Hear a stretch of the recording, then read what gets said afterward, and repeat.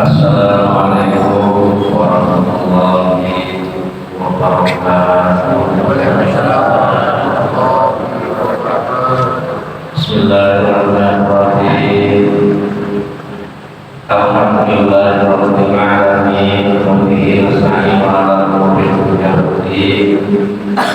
Assalatu wassalamu ala asyrafil anbiya'i wal mursalin wa ala alihi wa ashabihi ajma'in.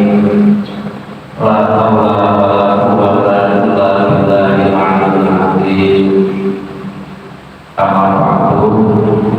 Bapak-bapak, ibu-ibu, saudara-saudara sekalian, rahimakumullah.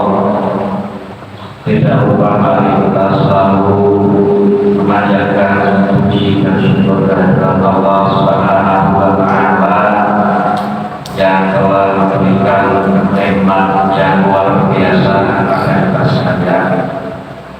Karena itu pada pagi hari ini kita masih mau menyempatkan diri untuk menunaikan kewajiban kita sholat subuh berjamaah, dan setelah itu masih mau untuk ikut kajian dalam rangka Thalabul Ilmi.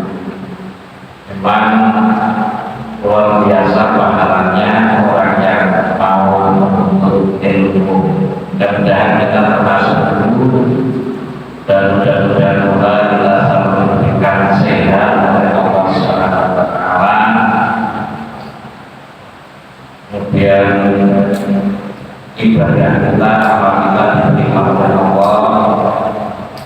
Dosa-dosa kita, dosa-dosa kedua orang tua kita, dosa keluarga kita diampuni oleh Allah Subhanahu wa Ta'ala. Juga mudah-mudahan kita nantinya termasuk orang yang Rasulullah. Amin Allahumma amin. Bapak Ibu dan saudara sekalian,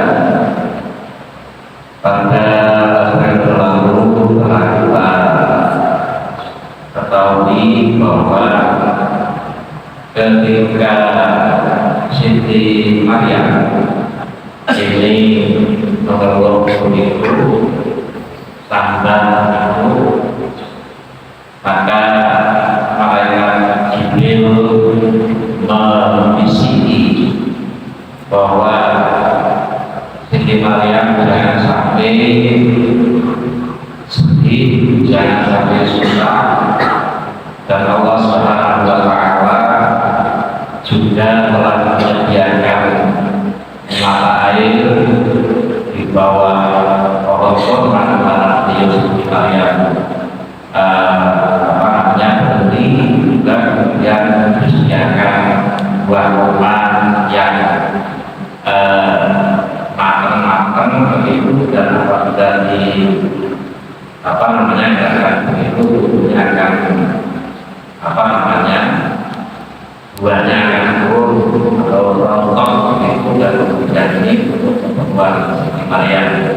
Maka bisikan malaikat Jibril selanjutnya adalah A'udzubillahi minasyaitonir rajim.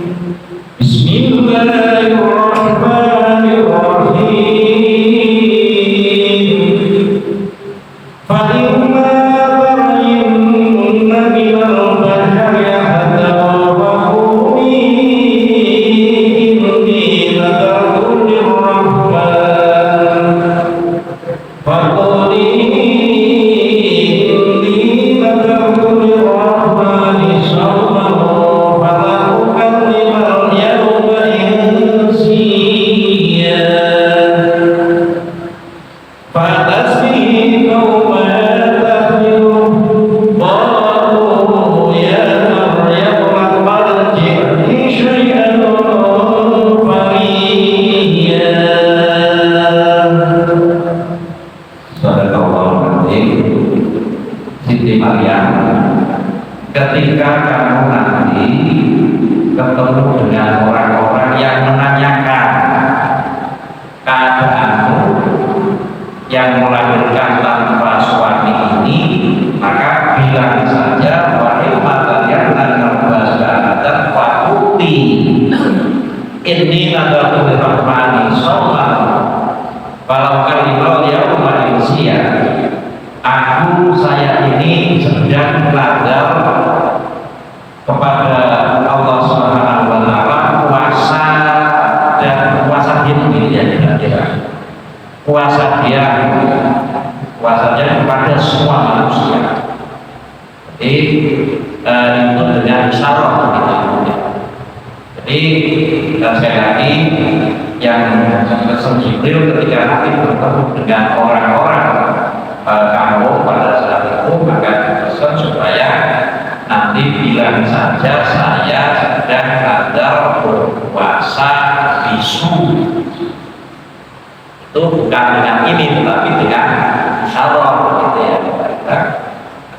Maka bihi qaumana tahmilu, ketika Siti Maryam pulang dari pengungsiannya itu kepada kaumnya dengan menggendong anak, maka qalu ya Maryam laqad ji'ta syai'an fariya. Kemudian awakmu itu aneh-aneh saja, macam-macam saja, orang duit wujud duit anak kodi tumulan, kira-kira dalam bahasa begini ya, kodi tumulan, sehingga kemudian dia membandingkan ya ukhta Harun maka abu imran asawi wa maka ummuki bagiyah. Bapakmu dulu wong soleh. Imran kan keluarga Imran kan orang yang soleh-soleh. Sampai-sampai kesolehan Imran ini diabadikan di dalam Al-Quran, namanya salah satu surat Ali Imran. Ini tuh bapaknya Maryam. Bahkan Siti Maryam, ibumu Hana ini juga orang yang solihah. Watakmu kok lebih sopo sing boten. Nah, ini kan nanti orang bapakku ya orang ibu ya orang. Nah, dengan itu kemudian pasyarat ilaihi qalu kaifa kalim makana fil mahdi sofiya. Aku rasaku itu kira-kira Siti Maryam muncul kepada bayinya yang digendong itu, ngomong baik kali ini, ngomong saja, bicara saja dengan ini loh yang bayi baru lahir. Nah, kemudian orang itu kan masa bayi kok diajak ngomong, bayi baru lahir diajak bicara, mana mungkin gitu. Maka kemudian bayi itu inni Abdullahi ataniya kitab wa ja'alani nabiyya. Dan itu kemudian bisa bicara. Apa itu bicara? Qala inni Abdullah, saya ini hamba dari Allah. Ataniya kitab yang diberikan kitab yang kita Injil wa ja'alani nabiyya. Dan kemudian Allah menjadikan saya sebagai nabi. Itu kata yang kemudian kita sebut dengan Nabi Isa alaihi salam. Jadi bapak-bapak, ibu-ibu dan saudara sekalian, ada 4 bayi yang bisa bicara ketika lahir, ketika baru lahir. Yang pertama adalah Nabi Isa alaihi salam ini, atau yang ketiga bayi itu diterangkan di dalam Al-Quran. Kemudian yang satu itu diterangkan di dalam hadis Rasulullah Muhammad SAW. Siapa itu yang diterangkan di dalam Al-Quran? Satu, Nabi Isa alaihi salam. Kemudian yang kedua adalah saksi daripada Nabi Yusuf ketika anak terkosa kesal kalau Sulaiman. Kemudian yang ketiga adalah bayinya, anaknya Dewi atau Siti Masito. Dan yang ketiga adalah, yang keempat adalah saksi Jurej. Saksinya orang nabi seorang hamba Allah yang bernama Jurej. Nanti seperti apa akan kita lihat, akan kita cari. Jadi ada 4 bayi yang belum lama lahir sudah bisa bicara. Bicaranya tidak sekedar kaki babi buta itu, tetapi bicara sebagaimana orang tua yang sehingga itu menjadi saksi kebenaran yang telah diciptakan oleh Allah Subhanahu wa Ta'ala. Yang pertama adalah Nabi Isa. Ketika orang-orang itu pada tanya pada apa namanya pada ibunya menyuruh, nah jawab sore kita tuh rasa takut gini dulu. Maka kemudian atas kehendak Allah Subhanahu wa Ta'ala, maka bayi qala ini Allah ta'ala yang kitabah wa ja'alani nabi. Masih diteruskan wa ja'alani mubarakan aina ma kuntu wa usalli sholat wa zakat wa kuntu hayya. Allah juga menjadikan saya sebagai berkah di mana saya berada. Nanti Nabi Isa itu mujizatnya kan banyak. Yang utamanya nyangkut ke perang, ya. Ada orang yang mati belum lama kemudian atas izin Allah dibuka itu, kemudian ada penyakit baros, penyakit berulang itu ya, yang bawaan itu juga bisa disembuhkan.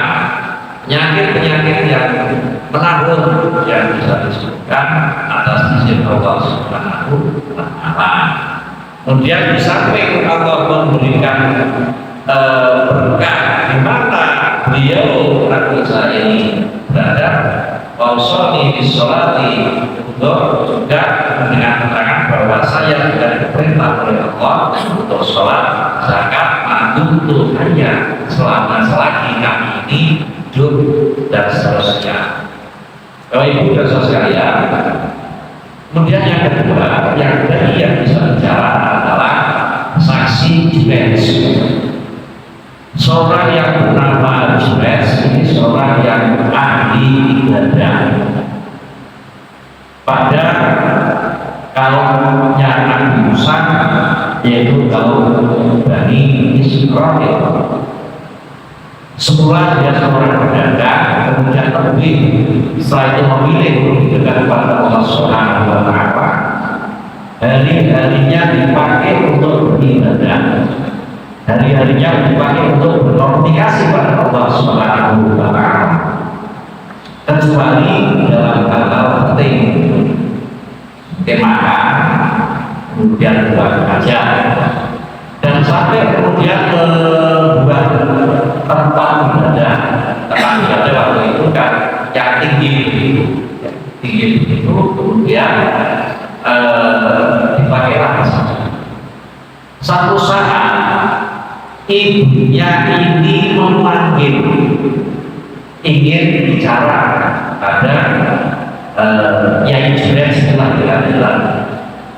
Tetapi setiap ketika ibunya memanggil, Jurej ini sedang sholat. Nah, di dalam itu kemudian dia bertentangan, ibu ya Allah, ibu saya atau sholat saya. Jurej, ini ibu mau bicara karena badannya ini bukan aja. Tapi Jurej ini kemudian lebih memilih sholatnya, meneruskan sholatnya dan tidak mempedulikan ibunya. Dan ibunya pelan, apa-apa, pertama kali. Kemudian dari datang lagi Jurej, ibumu mau bicara, ibumu mau bicara, pas sudah persis sudah sholat. Lagi ya Allah, ibu saya datang sholat saya. Tapi Jurej memilih sholatnya dan mengabdikan panggilan daripada ibunya.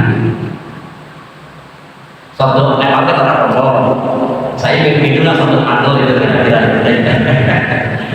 Kemudian yang ketiga, Jurej turun ke sini, ibu mau bicara. Ya juga pas datang ke sedang sholat. Lagi, ya Allah, sholat saya apa ibu saya.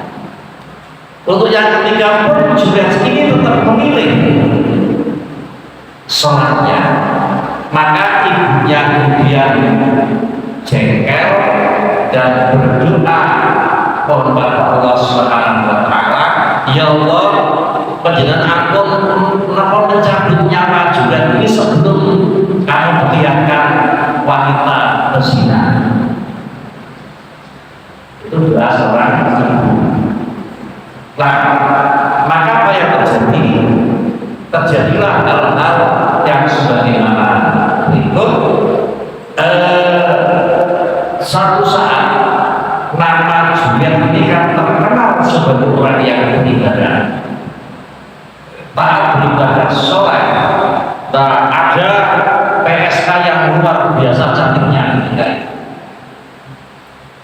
Dia kemudian menyediakan diri dan bilang pada orang-orang, saya akan menggoda Julian dengan kecantikan saya, dengan kemolekan saya, dengan keseronokan saya, pasti saya yakin Julian akan tergoda.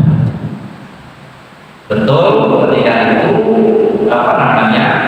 digoda, tetapi ternyata Julian tetap bertahan pada keinginannya untuk tidak melakukan sesuatu yang dilarang oleh Allah Subhanahu wa Ta'ala. Karena dia jengkel, malu, karena sudah sombong kok, pasti dia yakin, aku yakin akan bisa menggoda daripada Julian ini, tapi tidak ada. Kemudian dia nyala. Satu saat ada pengembala sapi yang datang dan tidur di tempat ibadah daripada Julian itu. Nah, kebenaran di situ tiada letak akar pun. Nah, orang itu Julian itu si pengembala sapi. Akhirnya terjadilah perzinahan dan hamil. Nah, ketika hamil lahir, ini PSK itu woro-woro. Ini loh anaknya Julian. Ketika itu saya sudah tidur di sana dan gue kira daripada lingkungan itu. Sehingga asale orang percaya kemudian menjadi tidak percaya, sehingga asale menghormati kepada Julian kemudian tidak menghormati.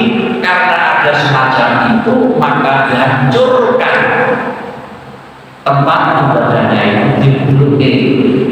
Nah, kemudian setelah itu ketemu Julian, ada apa begini, maka kemudian Julian minta izin untuk sholat 2 rakaat Allah Subhanahu wa Ta'ala. Dan setelah selesai kemudian dirusak itu wajah daripada bayi ini ngomong, bisa bicara, tapi ayahku siapa? Ayah saya adalah pengembala kambing dan disitulah kemudian masyarakat aib daripada daripada PSK tersebut terbongkar oleh yang musik. Kemudian orang-orang kampung yang saat itu sudah merusak daripada tempat ibadah Julian kemudian menyesal dan akan membangun kembali wis tak mungkin meneng sing luwih apik daripada yang sudah berusaha ini, tapi juga tidak mau kembalikan saja sebagaimana semula. Ini dari yang kedua dari saksi yang jelas ini yang karena ditentang, maka kemudian dia menjadi saksi sehingga selama ada satu pelajaran yang saya ambil satu. Bagaimana kita kalau dipanggil, ada orang memanggil, terutama itu ketika kita sholat. Ketika kita sholat sunnah, maka dianjurkan untuk mempercepat sholatnya dan segera sholat sunnah. Atau di dalam Islam itu kan kemudian ada isyarat. ada isyarat dan bisa memanggil wong desa, terutama ibu tak panggil orang lain itu adalah kita bapak-bapak mengeraskan suaranya ketika misalnya ada tamu ya, kita sedang sholat, baik sholat fardu maupun sholat sunnah, ini kita yang sholat fardu mengeraskan menggantarkan bukan mati keras biasa, menggantarkan suaranya ketika takbir ya Allah, ini itu dia tamu di sholat mesti ngerti, maka dia atau ketika sedang misalnya ada Al-Fatihah yang Fatihahnya itu digantarkan secukupnya sehingga memberikan isyarat orang itu biar tahu, tapi jangan diniati saya memberikan isyarat kepada tahu pokoknya diurut. Nah, apabila ibu tidak boleh ibu dengan tepuk tangan dan kita sedang sholat, Assalamualaikum, kadang-kadang Assalamualaikum. Ini ibu ada tepuk tangan. Nah, saya tahu ini ngerti, mesti dia akan memahami. Jadi kalau yang undang-undangnya memanggil itu seorang ibu, nah sholat sunnah dianjurkan untuk mempercepat mempersingkat. Dan kalau sholat fardu ini tetap karena wajib, maka tetap mengutamakan sholatnya.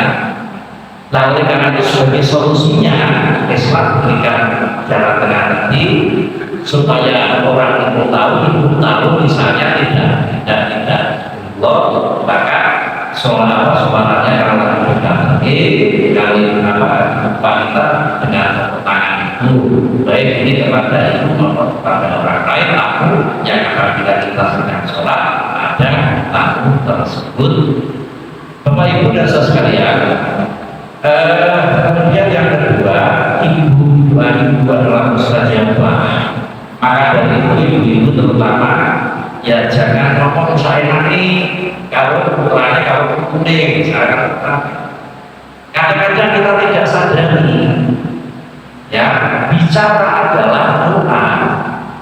Kalau anak dewi itu karena anak kan mestinya dia jangan begitu nakal dan sebagainya. Ini seorang ibu tidak boleh ketika ada orang lain misalnya nyana itu siapa namanya nakal kok ibu tidak boleh. Ibunya ngomong ibu nakal kok. Ini tolong dihindari. Karena jangan sampai kita ini mengucapkan sesuatu tentang ibu kepada anaknya hal-hal yang tidak baik atau yang kemudian bisa menjadikan kesalahan. Itu kan bahasa-bahasa carilah bahasa-bahasa yang pokok-pokok memberikan anak itu kita pokok-pokok dengan bahasa yang enak. Jelek itu kan bisa dihapuskan tidak baik misalnya dan sebagainya. Bapak Ibu dan saudara sekalian, kemudian berikutnya hikmahnya ketiga dari kata pelajaran ini sekali lagi Allah Subhanahu wa Ta'ala memberikan menunjukkan kekuasaannya kepada kita sekalian bahwa mampu berbuat apapun Allah Maha Kuasa. Musuh dengan tidak pakai Bapak juga bisa membuat itu dan membuat gaji yang bisa ngomong dan bisa Allah Maha Kuasa. Pada Allah dan syaitan ayatu lalu ketika Allah berkehendak maka beliau Allah berfirman pun jadilah ayat maka oleh karena itu mudah-mudahan apa yang kita lakukan saat ini menambah daripada hasanah kesedaran kita maka insyaallah bahwa sudah kita Allah yang kita akan kembali dan mudah-mudahan kita kembali dengan hati husnul khotimah. Amin Allahumma amin. Sallallahu salam